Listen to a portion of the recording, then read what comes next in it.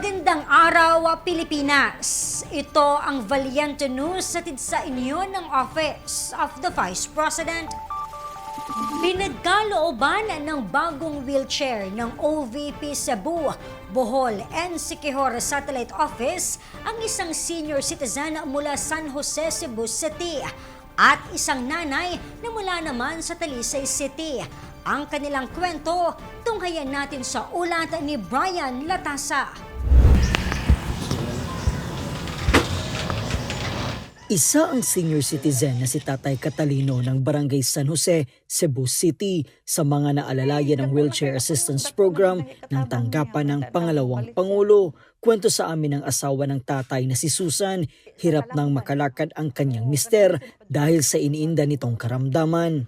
Nitaas ang sugar ba niya, nabitay siya sa nasamad gamay, niya may dako, hantod, kinahanglan nga maputlan gud siya sa tiil.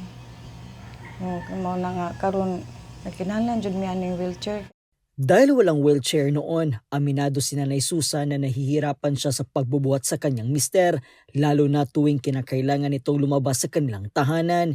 Idinulog ng nanay ang kondisyon ni Tatay Catalino sa OVP Cebu, Bohol and Siquijor Satellite Office, bagay na agad na tinugunan ng tanggapan. Walay daghang kuti, pangayuan na ka sa iyang picture, kaya di man namo siya pwede dadon. Picture lang siya, kaya nagto pa man sa ospital atong higayon na.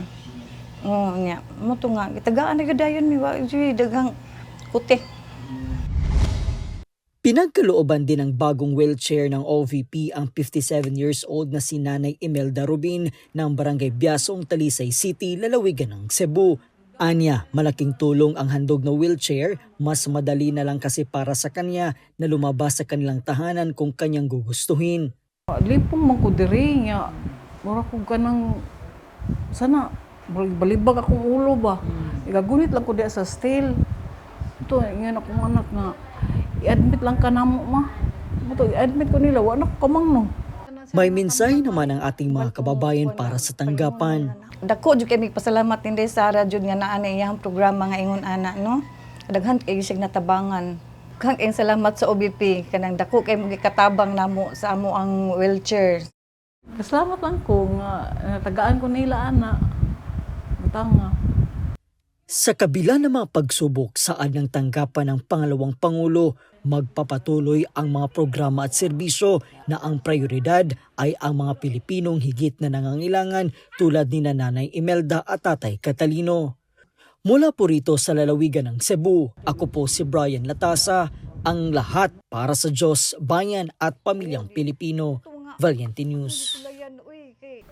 OVP Southern Mindanao Satellite Office na mahagi ng rice boxes sa mga mangingisda mula Barangay Fuentes, Pantukan, Davao de Oro.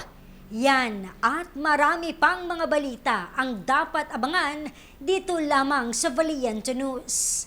Ako si Claudette Loreto. Mahalin natin ang Pilipinas. Maraming salamat.